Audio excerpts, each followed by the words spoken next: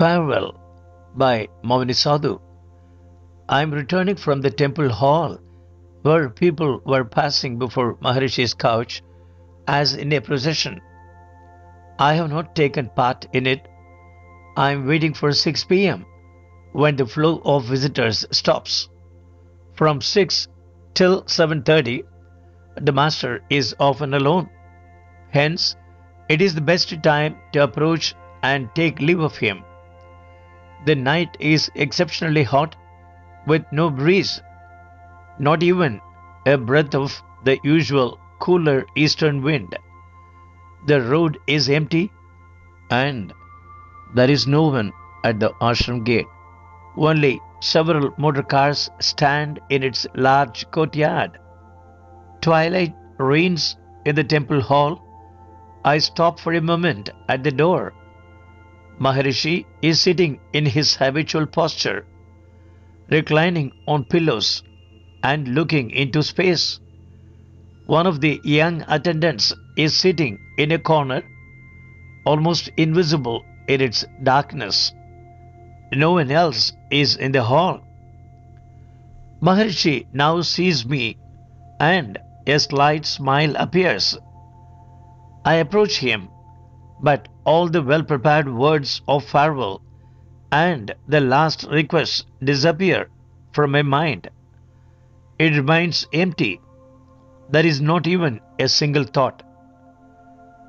I salute and stop quite near to him. He looks into my eyes. I plunge into the light of his. No words are now needed. I know that the saint reads my heart. He has seen each word in my mind, even before I put them together.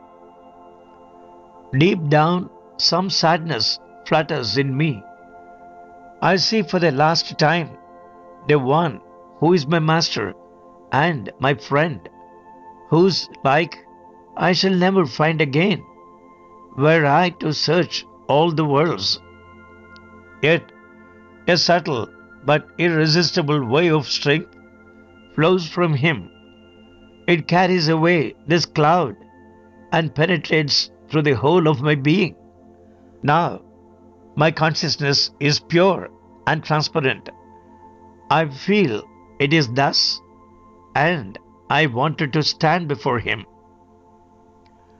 I see a kind of encouragement to express myself in words emanating from his beautiful face.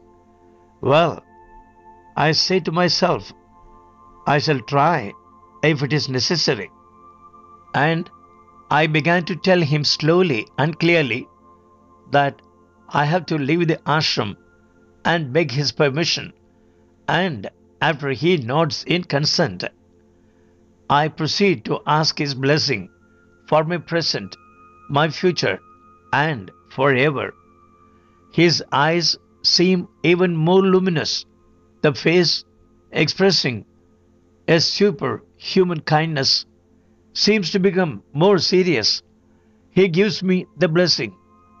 I know he sees me next, still unexpressed entreaty. I do not hear any words, yet I feel he is asking me whether I am aware of the meaning of my own prayer. And without moving my lips, I give him my answer. Yet all is so natural, so simple, so real, that I would rather doubt my standing here than this mute conversation. A short silence follows. Oh, I could stand like this near him without end for all eternity, with no other wish in my heart. Minutes seem to pass, though they may be only seconds. The last request which I wanted to express is, according to the Master's teaching, a kind of concession to the visible, hence the unreal world. It is for the people to have a visible, tangible sign of the Guru's grace, sanctified by ages of tradition. I had been told that Maharishi never gives it And even in his biographies, I had read the answers given by him to such requests. It meant that he was careful and strict even with appearances. But here, now, then I am standing before him with an open heart, feeling all that is taking place with joy and certainty. How could I be refused? As soon as I begin my sentence, somewhat shyly, his wonderful smile comes to encourage me. I bow my head and feel the touch of his hand on my brow, the delicate touch of his fingers along my head. A subtle current of power and purity passes through my whole frame.